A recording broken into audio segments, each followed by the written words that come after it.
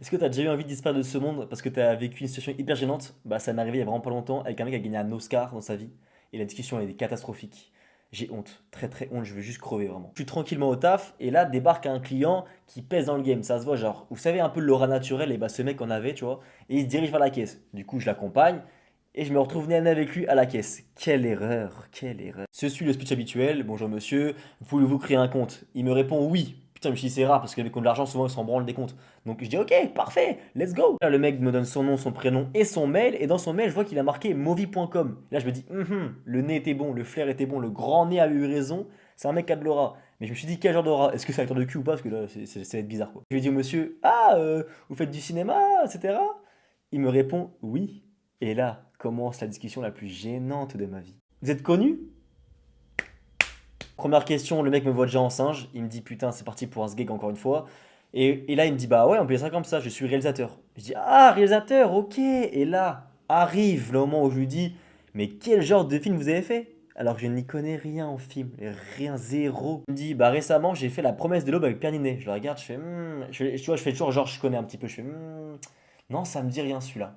Vraiment, ça me dit rien. Il me dit ok, mais sinon j'ai fait Coda il y a pas aussi longtemps non plus. Coda, Coda. Et là, je fais film français. Il me dit bah oui. Je fais ah, moi je suis plus américain. Moi j'ai une bonne culture américaine. Non.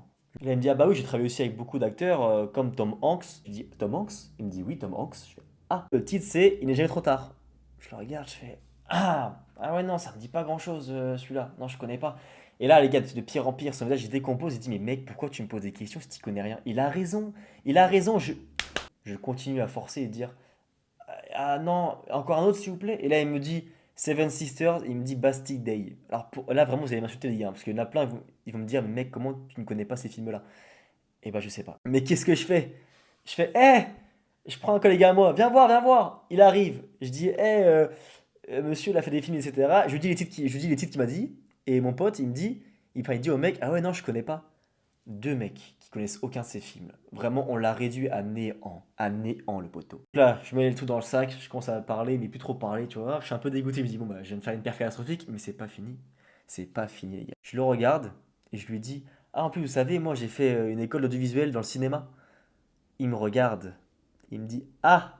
Et je vois que vraiment il est en train de me juger à la mort et il a totalement raison. Et moi je me dis, attends, ok là je trouve un stratagème. Je lui dis, ouais mais non mais j'étais plus en production, plus dans le milieu, un peu dans le milieu du YouTube, etc. C'est ça qui m'intéressait vraiment. Voilà, et je m'enfonce, le mec me répond pas, je m'enfonce, tu vois, je raconte une histoire de merde, je m'enfonce, mec. J'ai dû arrêter parce que j'avais pas d'alternance. Et il me répond, bah je crois que c'est le destin, c'est mieux comme ça peut-être.